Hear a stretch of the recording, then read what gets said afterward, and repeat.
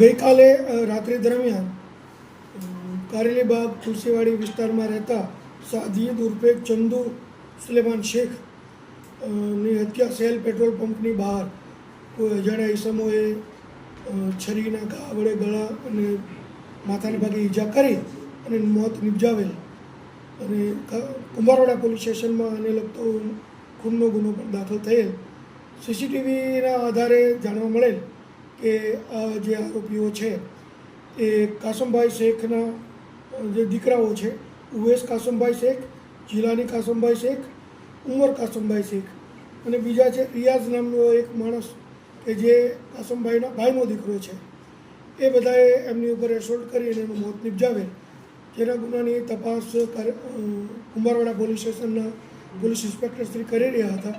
અને આ ગુનાના નાસ્તા પડતા આરોપીઓનો અમે રાતથી જ અમે એનું સર્વેલન્સ રાખી અને પીછો કરેલો. તો તેઓ દેવગઢ બારિયા બાજુ ગયેલાની અમને હકીકત જાણવા મળેલી. તો અમારી ટીમ તરત પાછળ દેવગઢ બારિયા ગયેલી અને ત્યાંથી આ 4 આરોપીઓ પૈકી ઉવેશ કાસમભાઈ શેખ અને રિયાઝ આ બંનેની ધરપકડ કરેલી છે.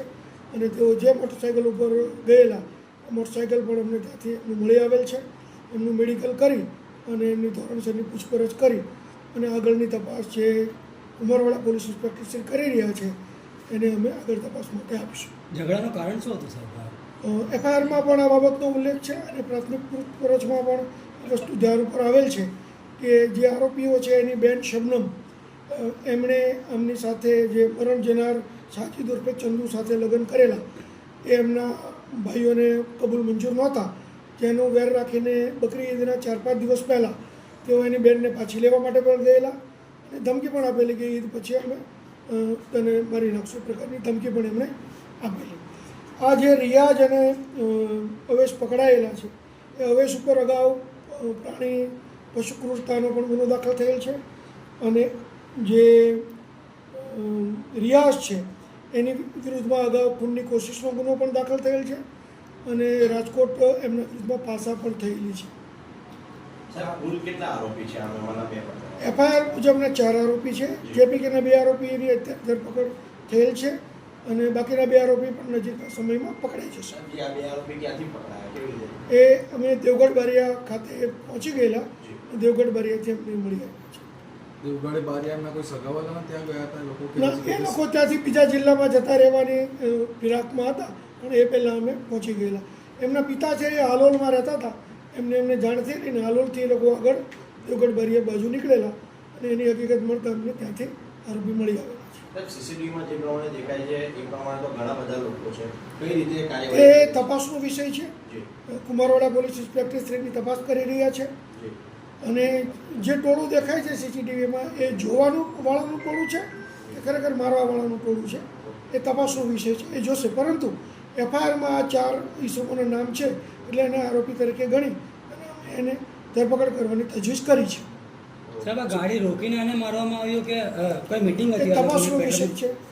એ ઘરેથી મોટરસાઇકલ લઈને નીકળેલો એવું એમના ફરિયાદી ભાઈનું કહેવું છે અને ત્યાં આખો સિનેરિયો કઈ રીતે બન્યો એ તપાસમાં એ રિકન્સ્ટ્રક્શન કરીને જોશે.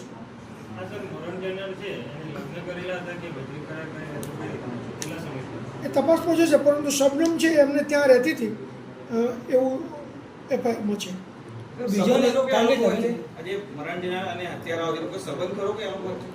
છે ને, જેમ કીધું એમ કે આરોપી છે કાસમભાઈના 3 દીકરા, એમની બેન શબનમ છે, એમણે આ ચંદુ જે સિરાજ છે એમની સાથે મેરેજ કરેલા.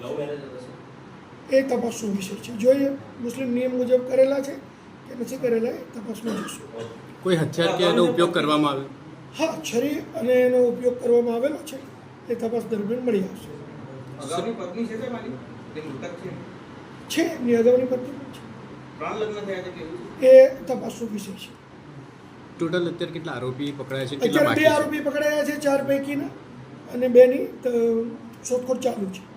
લોકોમાં ચર્ચા ચાલે છે કે 9 વાગ્યાથી જે મારનાર છે એ હથિયાર લઈને ફરતો હતો ને શાંતિ એ લોકો એની કોઈ માહિતી અમારી પાસે નથી. જોઈશે તમે કદાચ એવી માહિતી મળશે તો તપાસમાં આવરી લેવામાં આવશે. સાજિદ ઉર્ફે ચંદુ જે છે એને ફેસબુકના ઉપર સ્ટેટસ રાખ્યું છે જે હાલ તમે જોઈ શકો છો જેના ઉપર કમેન્ટ એકબીજાના જોઈ થતા શકો હતા. એ જોશે એ તપાસમાં જોઈ લેવામાં આવશે.